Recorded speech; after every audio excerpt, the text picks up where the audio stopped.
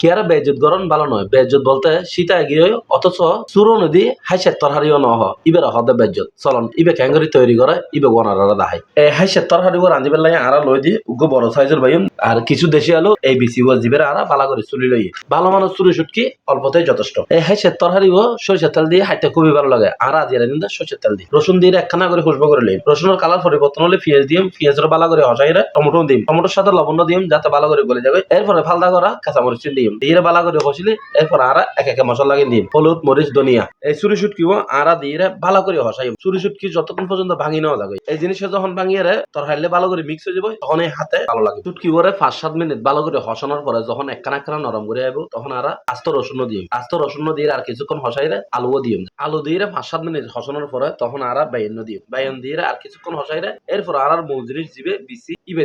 দিয়ে আর কিছু হসাই টমেটো দিয়ে তারপর আর আস্তে করে নামাজ দিয়ে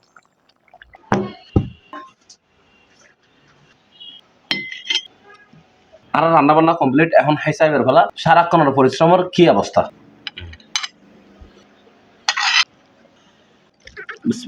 অসাধারণ জাস্ট শুটকিও যদি একটু ভালো হয় তাহলে এই ধরনের খানা কিনতে খুবই ভালো লাগে শীতকালে এই ধরনের খানা হন নিজেরও খুশি করুন। ধন্যবাদ।